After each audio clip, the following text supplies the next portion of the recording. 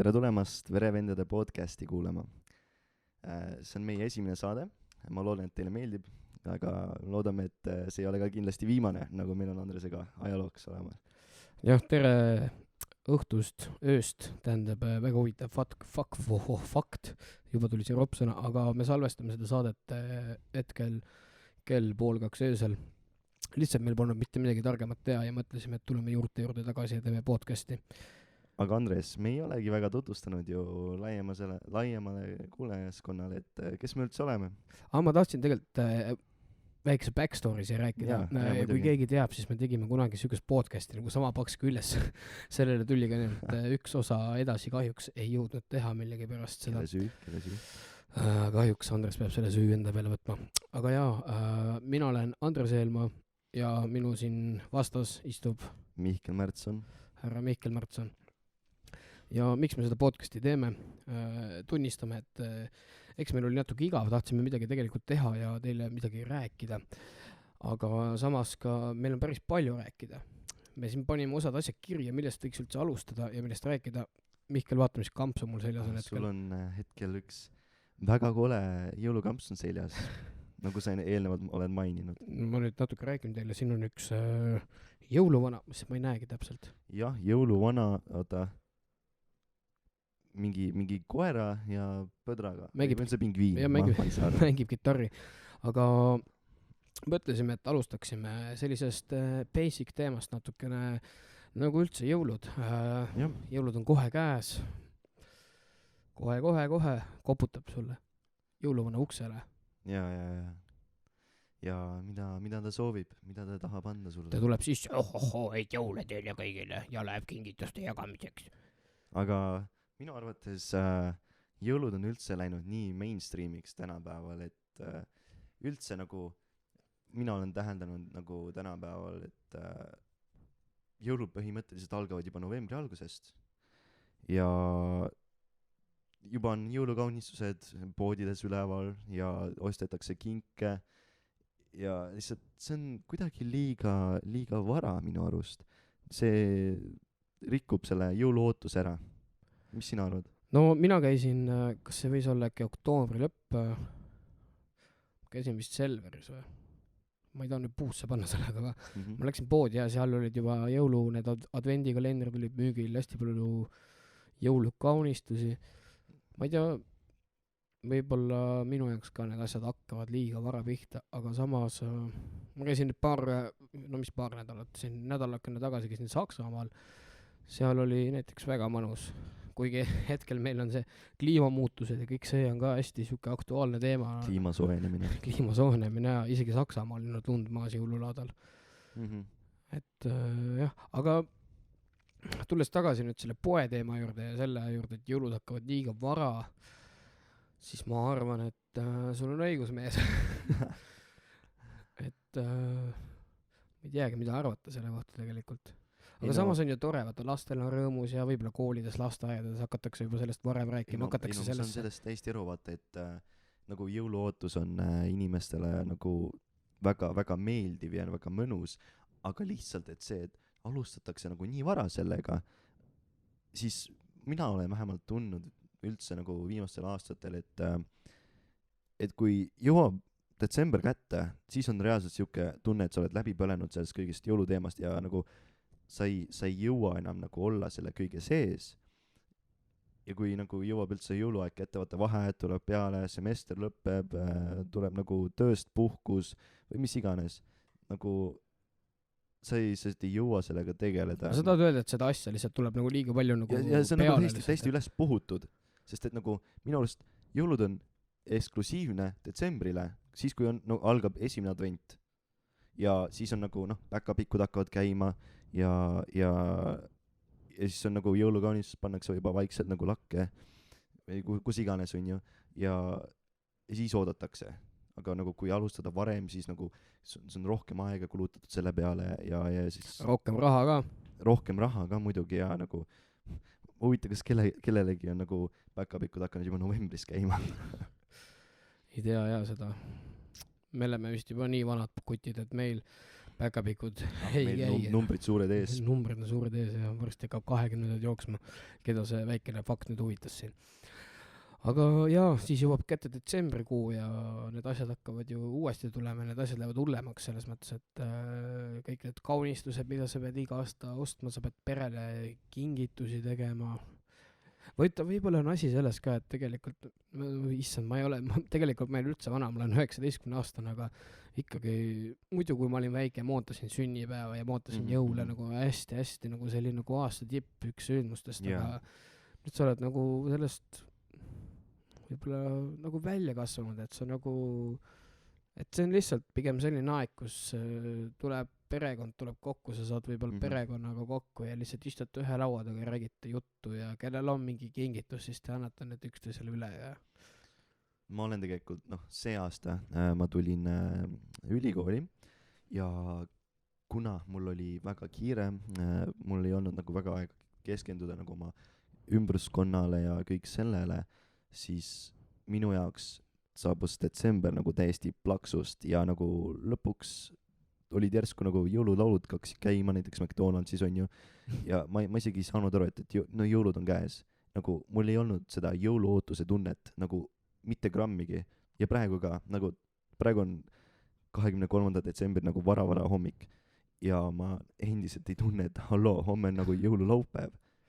No tegelikult eks see ilm ka tegelikult mängib rolli. No muidugi jaa, meil ei ole lund, meil ei ole nagu mitu aastat korralikku lund. Ühe teise sõbraga rääkisin täna ka, et tegelikult eks seda jõuluootust ja seda asja nagu natuke ikkagi see ilm ka võtab maha, et ikkagi see lumi ka ikkagi mõjutab seda meeleolu ja seda, et kui sul on ikkagi täiesti mustad jõulud, kahjuks või õnneks see ei ole meie teha, me ei saa öelda üles kuskil ilmatädil, et palun nüüd saja lund siia, et kas või tunniks ajaks, kui see jõuluvana käib, aga eks ilm mängib jah palju rolli. Aga see on tõesti kahju, et nagu lumi tuleb üldse nagu nii hilja Eestis, kui üldse tulebki. Nagu päris palju on ka meil olnud lihtsalt musti talvisid ja ei ole nagu lund tulnud. Minu jaoks on see natukene jama, sellepärast, et mulle meeldib talv, nagu kohati meeldib talv. Kui on külm, see mulle ei meeldi, aga lihtsalt talvel saab minna näiteks Eestis saab minna Kuutsemäele mäesuusatama või lumelauatama, see on nagu minu jaoks nagu talve üks tipphetkesid, mida ma ka ootan väga see aasta. Ja aga kui ilm niimoodi jätkab, siis ega väga mõnus ei ole siin inimtehtud lumme minna sumpama, riided lähevad nagu 2 sekundiga märjaks ja lihtsalt nagu kukud põhimõtteliselt mingi kõva maa peale ja see ei ole mõnus. Aga mida sa arvad nendest jõuluturgudest ja nagu näiteks Tallinnas seal Raekojas iga aasta tuuakse suur kuusk, tuuakse igal pool, inimesed müüvad seal piparkooke, glögi, mida iganes. Minu jaoks see nagu väga tore, sest et see on kohati nagu, see on seal Lapimaal samas see on nagu traditsioonid see on see nagu Lapimaal, vaatan see jõuluküla või nagu, vaata kus see jõuluvana on ja kõik on ju, et see kuidagi jõulutunne lihtsalt nagu ümbritseb seda kõike, sa oled kusagil nagu teises kohas ja ma tunnen seda eriti nagu Tallinnas, ma ühe korra käisin see aasta ja lihtsalt seal on kuidagi nagu eriti kui nagu hämaraks minemas, nagu see tunne on lihtsalt imeline, vaata tuled põlevad ja nagu väga mõnus on olla ja siis võtad sealt väikse glögi, ostad piparkooki, sööd ja lihtsalt nagu oled kellegi hea inimesega koos.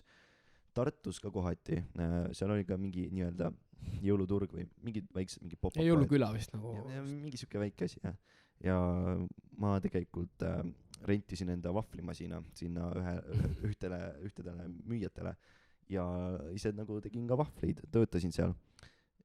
Ja see on väga tore nagu lihtsalt nagu kui sa tead ja tunned, et sa teed nagu jõulumeeleolu teistele, lihtsalt ja ma töötasin mingi 7 tundi, lihtsalt tegin 3 masinaga vahvleid, on ju, aga sa tead, et tegelikult lõpus nemad söövad neid, nad tellivad nagu, nad lähevad sinna, nad näevad seda kõik, seda jõulu, nad tahavad nagu kogeda midagi, ostavad sealt glögi, see on nagu väga mõnus vahvel, koonusvahvel, sees on kohupiima vahukorekreem, peale pandud on nagu seda šokolaadi, vaata, triklit on nii-öelda, vaata, ja siis on need granaatõuna nagu tükid peas, see näeb super ilus ja see on nagu nii maitsev ja siis see on mõnus, see ausalt tõi mulle nagu jõulutunde.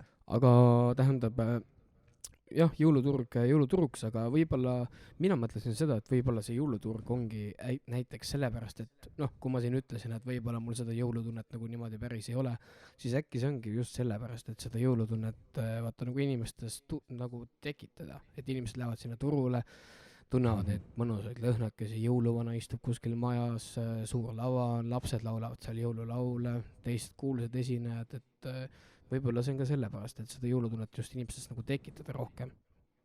jaa, ei, ma nõustun sellega, et üldse ma ei tea, nagu kui ma olen nüüd kasvanud suuremaks, numbrid on läinud suuremaks, siis XXL-iks läks vahepeal. ärme sellest räägi. No jõulud eriti vaata, eks ole, aga nagu lihtsalt ma olen tundnud, et toredam on rohkem anda, kui saada. ei no muidugi on vaata tore saada nagu kinki ja asju, aga see rõõm, vaata, kui sa teed kingi kellelegi, see on väga mõnus, kui ta nagu avab selle lahti ja nagu täiega rõõmus. Millal ma seda rõõmu viimati tundsin? Ma vist mäletan, jaa, see võis olla aasta äkki 2011 mul ma olin hästi suur selline Lego fänn igastahes. Mängisin Legodega ja siis jõuluvana tõi mulle Lego siukse suure politseijaama. Aha, ma just kusjuures täna mõtlesin selle peale. See oli täielik minuga 11-aastase poisi jaoks, see oli nagu vau lihtsalt. Ma mäletan, et vanemad läksid magama, õde läks magama, mina siis seal kuuse all tasakesi nokitsesin, panin seda Lego asja kokku seal, kell võis mingi 2 juba olla, siis läksin vanemate juurde, et vaadake nüüd, lõpuks on koos. Ma olin nii happy nagu täitsa lõpp lihtsalt. Mäletan, me mängisime ikka päris palju sellega. Jaa.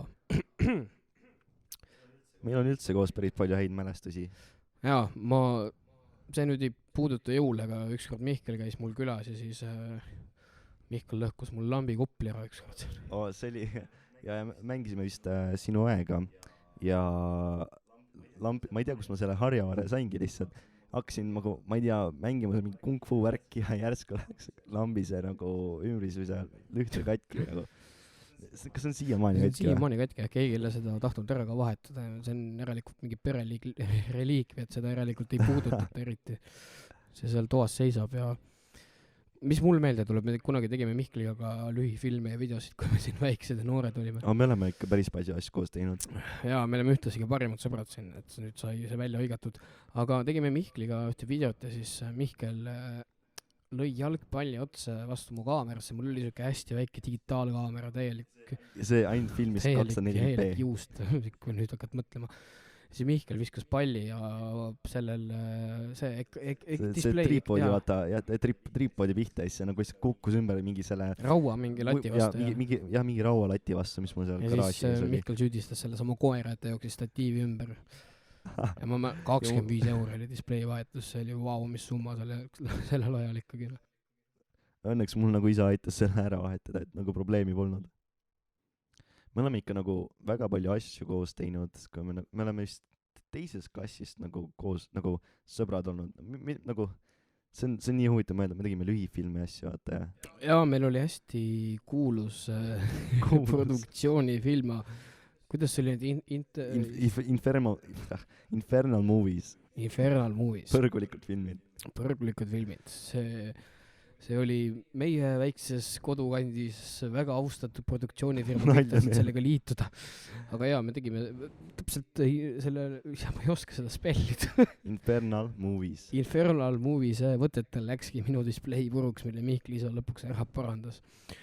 Aga jaa, me oleme siin igasuguseid asjad proovinud. YouTube'is kunagi tegime siin Ghost Pepper Chili Challenge'id siin, vaatasime üks päev ja kõiki asju on proovitud. Meil on ikka päris palju ajalugu, nagu me oleme hänginud ja nagu lihtsalt. Pigem tekib nüüd juba see küsimus, et mida me ei ole koos teinud või koos, mida me ei oleks proovinud nagu teha selles mõttes. Kas sa viitad siin millelegi või? Okei, siin oli. Aga jah, me oleme põhimõtteliselt lapsepõlve sõbrad ja me oleme nagu isegi. Kahjuks või õnneks me oleme. Me oleme filme teinud, me oleme nagu üksteise juures nagu ööbinud, mänginud nagu. See tore on mõelda, et meil on pikk ajalugu taga ja siis me saame midagi koos ägedat jälle teha. ja kallid sõbrad, siit tuleb ka väikene idee teile või mis idee, pigem selline soovitus, et proovige elus hästi palju asju ja tehke hästi palju asju, kui ebaõnnestute, siis ebaõnnestute, aga lõpuks te leiate selle asja, mis on teile südamelähedane ja lõpuks te hakkate sellega tegelema. Et te saate kõik nagu kogemuse selles, nagu see kõik annab lihtsalt kaasa teile kogemuse, mis on väga tähtis tulevases elus, sest oskate äkki midagi teha, mida teine ei oska. No mina õppisin, ma arvan, monteerimise ära, nagu video monteerimise. Alustasin selle, mis meil oli see Microsoft, see Movie Maker või? Movie Maker, ja siis juba upgrade'isime seal Sony Vegase peale ja Piraadid. Piraadid, need on Kariibi meres seal Bermuda. Jaa, muidugi, ja Jack Sparrow ja kõik. Kariibi mere piraadid. Ja nii, et proovige kõiki asju ja tehke midagi. No nii Mihkel, aga ma arvan, et selle jõuluteema lõpetuseks võiks kuulda ühe väikese fraasikese igavesti tuntud jõululaulust All I want for Christmas is you. Ma seda kohe mind või?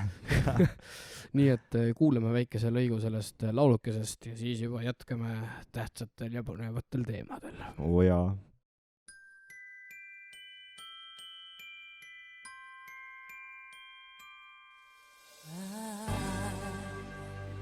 Want a lot for Christmas.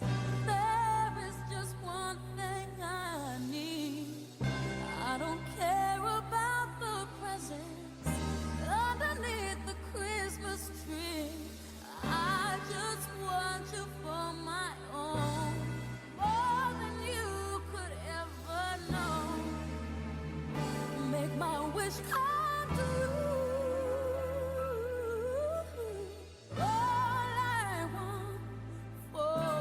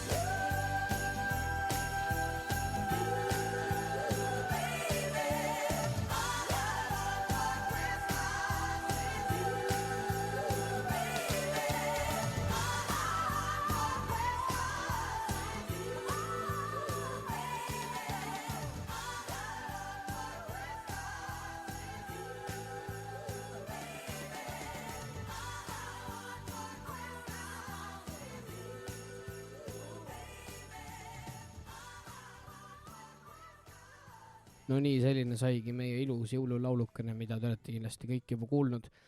Aga pidime nüüd rääkima tähtsatest ja elulistest teemadest. Mina ja Mihkel siin lõpetasime nüüd selle aasta juunikuus gümnaasiumi.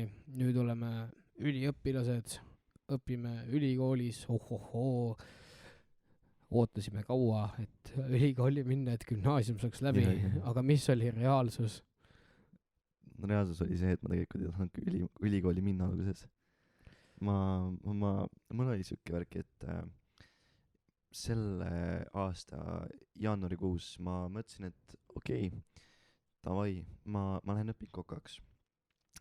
Aga väike vahemärkus, mul tuli just Tinderis match, aga nii, nüüd räägi edasi. ja aga põhimõtteliselt ma mõtlesin, et ma lähen kokaks, ma olin nagu kõik kutsehariduskeskusega nagu korda jäänud ja ma põhimõtteliselt oleks nagu sisse saanud. Aga 1. august tuli mulle teade SAIS-ist, et ma olen vastu võetud Maaülikooli toiduainetehnoloogia erialale ja see kimbutas mind paar päeva, aga ma panin ennast kirja. Ja kusjuures ma alguses ei tahtnudki minna ülikooli sellepärast, et seal reaalselt peabki nagu nii palju õppima, mida mulle nagu üldse ei meeldi teha. Ja huvitav oli see, et esimene nädal oli vaata, Siri läks tööle. Siri läks tööle vahepeal. Okay. Siri stopp nagu. Siri stopp. Nii, Mihkel, jõudis esimene nädal kätte ja mis siis nüüd juhtuma hakkas? Põhimõtteliselt jah, et jõudis esimene nädal kätte ja see oli lahe, mulle meeldis nagu uusi tutvusi oli nagu uued nagu kursakaaslased on ju ja mingid huvitavad inimesed. Ja tuli meil tutvumisõhtu, nagu kursuse tutvumisõhtu. Ja põhimõtteliselt tohtu üks 3. aasta tudeng kutsus mind korporatsiooni nagu tutvuma, et äkki ma soovin liituda. Ja selle sama nädala sees ma läksin Kiiriengi õhtule ja ma lihtsalt nagu armusin kõigest sellesse. See oli äge, mulle meeldis ja ma täitsin kohe avalduse ära. Ja see on nagu nii palju on mulle tegelikult nagu ülikooli elule juurde, et ma mõtlen, kui ma ei oleks läinud korporatsiooni, siis ma ei olekski nagu mitte midagi huvitavat nagu veel teinud selle esimese semestriga. Nagu reaalselt mul on nii palju nagu uusi sõpru, tutvusi tänu akadeemilisele maastikule, mida ma ei oleks saanud, kui ma oleks olnud lihtsalt tudeng ja lihtsalt õppinud ja lihtsalt nagu läinud koju ja stagneerunud ja lihtsalt passinud, ma ei tea, arvuti taga nagu. See ei oleks üldse huvitav olnud minu arust. Ei no, tegelikult mina tahtsin üldse peale gümnaasiumit võtta vaba aasta, aga muidugi vanemad ütlesid, et see on halb mõte, et seda ei ole mõtet teha. Ja õnneks ma neid kuulasin ja õnneks ma astusin ülikooli, Tartu Ülikooli Viljandi Kultuuriakadeemiasse muusikat õppima ja jumal tänatud, et astusin tähendab. Nagu sa siin rääkisid, tulid uued sõbrad, hoopis teine elukorraldus, elan hetkel korteris, koos korterikaaslasega, ei ela enam ema ja isaga koos, iga päev ei tehta mulle süüa, et ma tulen koju, pean ise süüa omale tegema. Mida sa sööd huvitav, Mida ma söön, jah. Pean ikka ise omale süüa tegema, kuidagi rahaliselt toime tulema, kõik, see on väga huvitav, ma alguses mõtlesin, et ma ei saa sellega hakkama, väga naljakas, aga ma ei osanud isegi pesu pesta veel sinna maani, kui ma kolisin nagu korterisse, nagu ma õppisin siin pesu põsema alles 19. eluaastal, nagu väga palju asju on juhtunud nagu selle ajaga, nii et jumal tänatud, et ülikooli läksin. No, sul on see ka, et sa tahtsid ka liituda ka korporatsiooniga, eks? Aga nagu sa rääkisid mulle, et ajaliselt see ei võimalda, nagu sul on nagu ülikool, lõtsa vegilased on ju, võib-olla mingid muud nagu mingid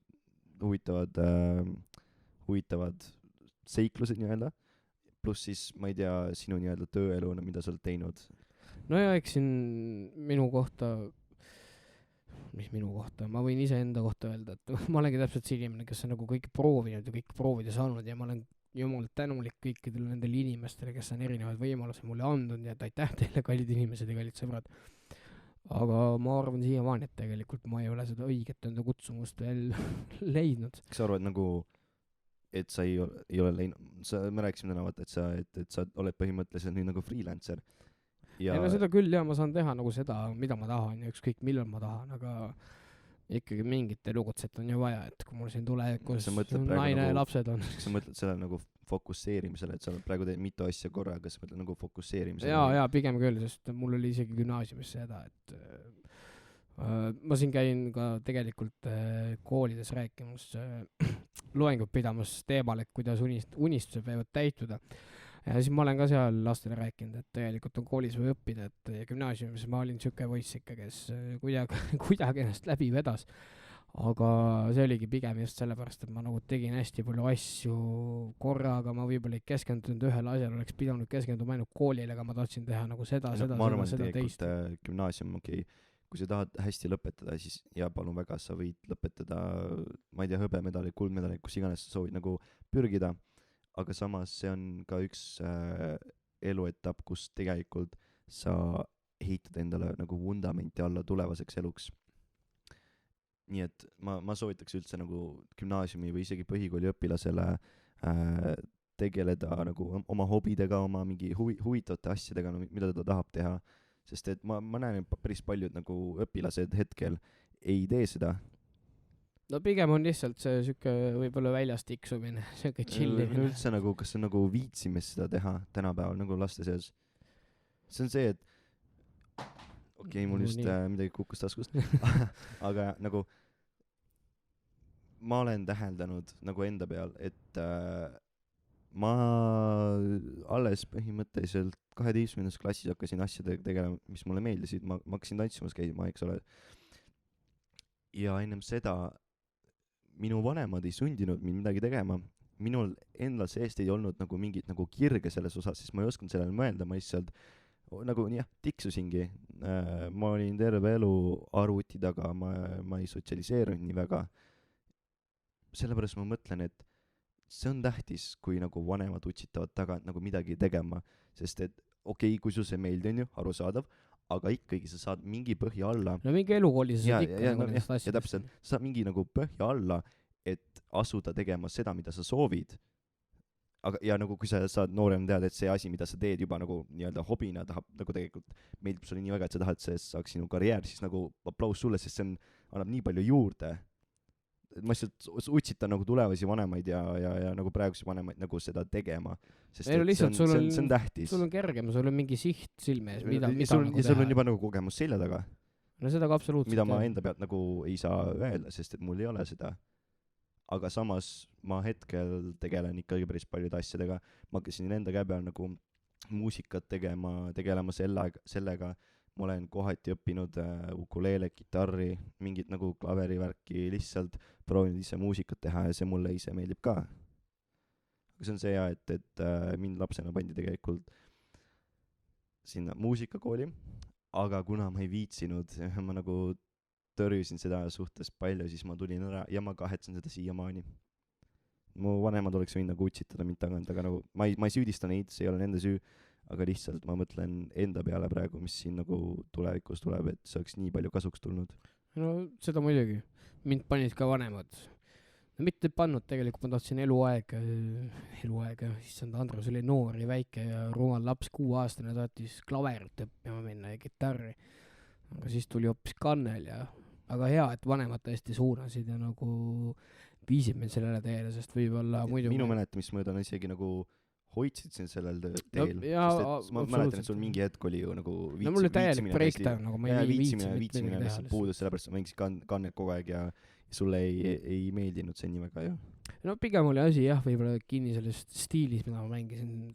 Mitte, et mulle klassikaline muusika ei meeldi, aga lihtsalt toolel hetkel 12-aastane poiss võib-olla seda ei osanud niimoodi hinnata ja nagu selles mõttes seda mängida, et võib-olla see oli see takistus, et siit ma arvan, ma toon välja ka pointi, et nagu kui õpetada lapsi, siis tegelikult see võiks olla nii-öelda vaba vormis, et laps saab nagu kohati ise teha, mida tema tahab, aga lihtsalt see oleks nagu väga-väga suunatud ja nagu hoitud, sest et kui nii-öelda kastistada vaata õpetamisviise, siis see ei oleks mitte kellelegi lõpus, see oleks õpetajale stressirohke, see oleks õpilasele lihtsalt stressirohke ja nagu motivatsiooni puudumine lihtsalt mõjutab seda nii palju, et kui sul ei ole motivatsiooni, sa ei taha midagi teha, sa lihtsalt lõpuks põled läbi.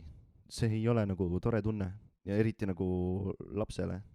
ei no lõpuks on lihtsalt see hetk ongi, et sa nagu oled kuskile oma elus jõudnud, aga samas ei ole ja sa nagu ei oska ei minna edasi, samas sa ei taha ka minna nagu tagasi ja siis sa lihtsalt nagu oledki ja nagu kahe asja vahel. kahe nagu mingi asja vahel ja sa ei tea nagu mida teha nagu.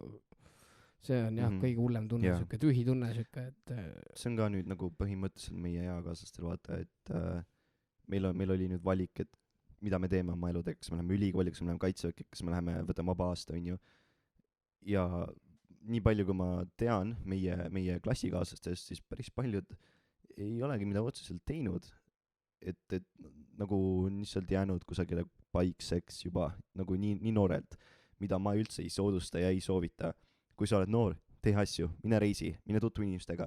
Nagu isegi ülikoolis nagu on sul see võimalus nagu nii suur ja nagu põhimõtteliselt näo ees, sa lihtsalt võtad selle sul on noorena palju rohkem uksi nagu, või tähendab, sul on võimalusi palju rohkem uksi avada noorena. Jah, täpselt.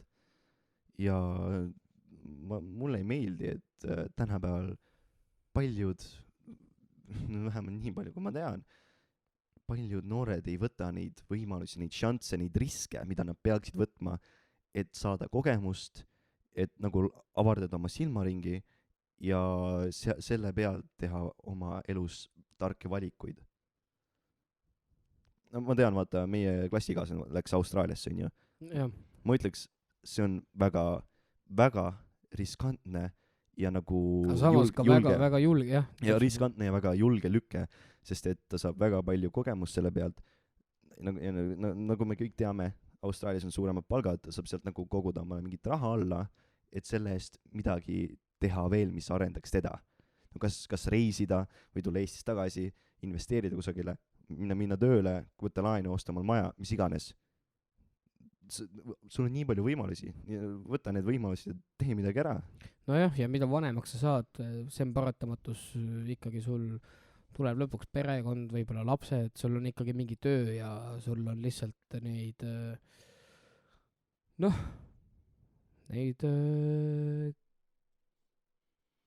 valikuid.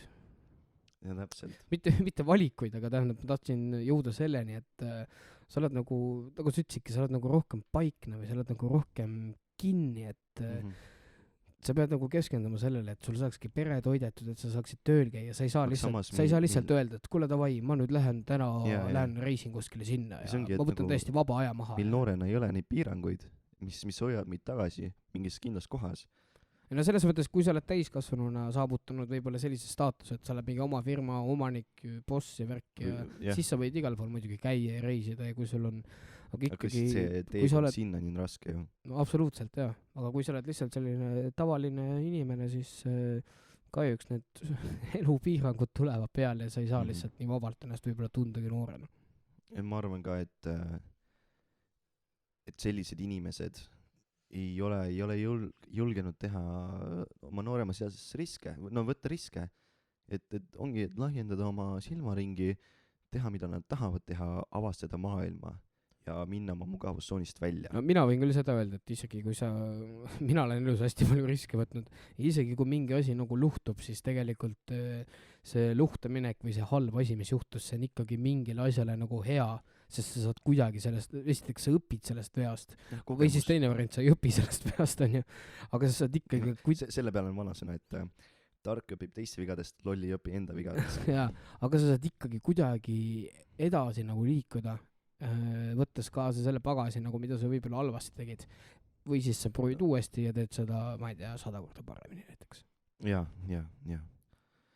Selle bagasiga on lihtsalt see värk, et kohati ma olen psühholoogilise eelsoodumusega ja ma olen täheldanud, et need bagasid, mis inimesed võtavad oma minevikust kaasa, on emotsionaalselt väga rasked, et nad ei ole oskanud neid filtreerida nagu kogemuse ja selle kogemuse nagu sellest kõigest, kuidas paremini teha ja kogemuse sellest, kuidas asjad olid, nagu lahti teha, nagu lahti võtta nii-öelda, ja nad võtavad kõik selle koos kaasa ja see lihtsalt teeb nende elu raskemaks. no sa tahad öelda, et peaks nagu halva ja hea nagu välja filtreerima. Põhimõtteliselt paljud ei oska seda teha ja nad võtavad kõik seda kaasa ja see tulevikus mõjutab nende elu päris palju, et see on see, et kui avara nagu silmaringiga või teadmisega või teadvustamisega sa oled selles osas, kui hästi sa oskad ennast analüüsida, kui hästi sa oskad nagu kõik asjad ära kaardistada ja näha seda suurt pilti. Samas võib-olla on hea, kui sul on ka see nii-öelda algpagas kaasas, sest võib-olla mingi asi sul siin tagakuklas plingib, et sa seda enam valesti ei tee või seda, et sa enam seda asja ei korda ja seda valesti ei tee. No ma räägin, see on see kogemus, kuidas paremini teha, aga sa saad mõlemat eraldada. Seda küll, jah. Et ja see on lihtsalt minu jaoks kurb, kui ma pean nägema nii palju inimesi, kes võtavad selle kaasa ja teevad oma elu raskeks nagu alateadlikult.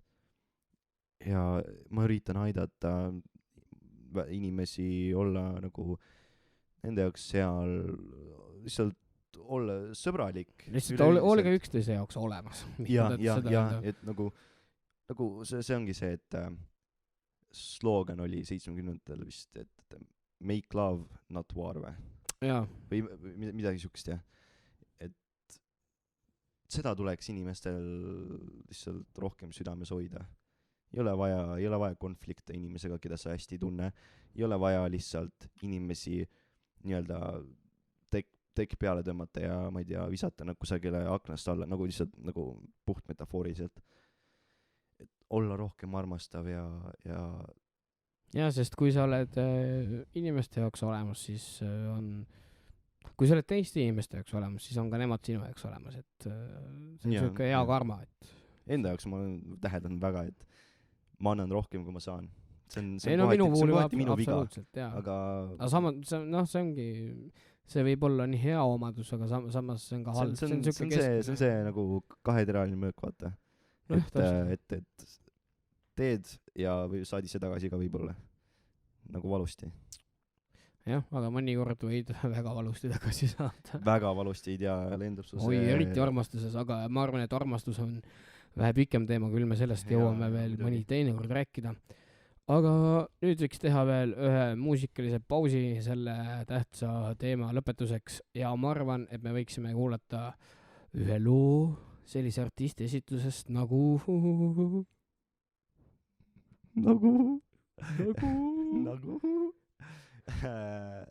nii, kas me ei ole otsustanud ära? Me ei ole seda nüüd otsustanud, see on nüüd okay, me võime arutada sellest, arutleme, kuidas võiks lõppeda siis see esimene podcast. Esimene, loodetavasti mitte viimane.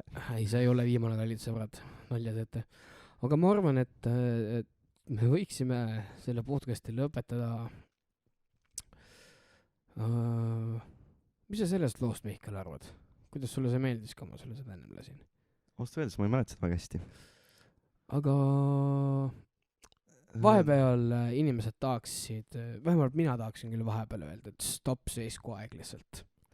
Samas see on hea, et nagu me rääkisime psühholoogilistel teemadel, vahepeal on tõesti hea lihtsalt eluteel peatada korra, astuda tagasi, vaadata enda ümber ja aru saada kõigest, mis siin ümber toimub. Et inimesed, armastage üksteist, olge üksteisele olemas, häid jõulupühi kõigile, varsti on uus aasta tulemas. Ja, häid jõulupühi. Ja, meie koht on varsti, aitäh kõigile, mina olin Andres Eelmaa. Mina olin Mihkel Märtson. Ja siit lõpetuseks Velli Joonase lugu Stopp seisku aeg. Adios. Adios.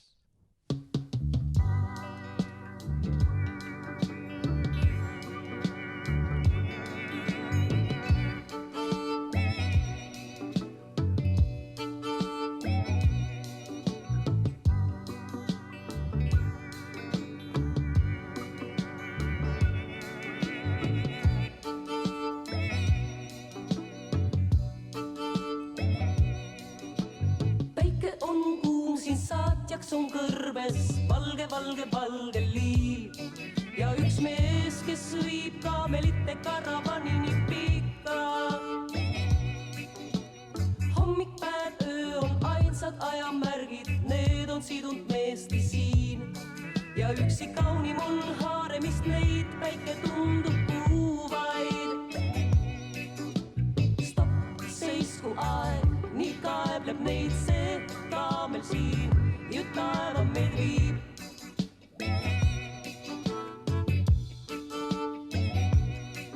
Nüüd stopp, seisku aeg, nii kaebleb neid see kaamel siin ju taeva meid viib. Meid ju viib, meid ju viib, meid ju viib. On mul lai limusiin, kiirus on tohutu õhus, kuid on surmav gaas. Ja mu mees, kes istub kõrval, hoiab rooli. Kõik ma olen saanud, mis eales olen ihkand kodul luksima, aga hingel on külm. Ma uurin silmanurgast meest, kes vaatab ainult teele. Stopp, seisku aeg, nii kaebleb neid see kaamel siin ju taeva meil viib.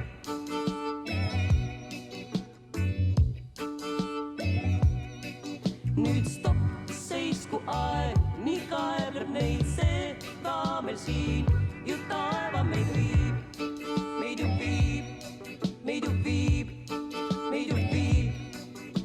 Stopp, seisku aeg, nii kaebleb neid see kaamel siin ju taeva meil viib.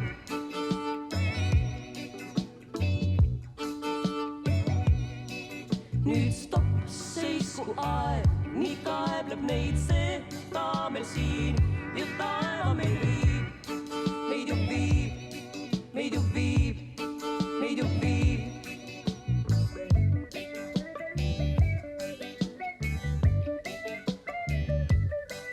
Siin kuhu viib meid tee, kui kõikjal katastroofid metallikarbis kinni me. Üksi karavan teele ette jäi, ongi aega. Stopp, seisku aeg, nii kaebleb neid see kaamel siin ju taeva meil viib.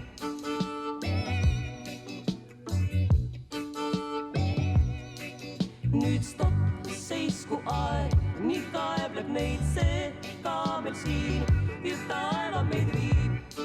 Meid ju viib, meid ju viib, meid ju viib. Stopp, seisku aeg, nii kaebleb neid see kaamel siin ju taeva meid viib.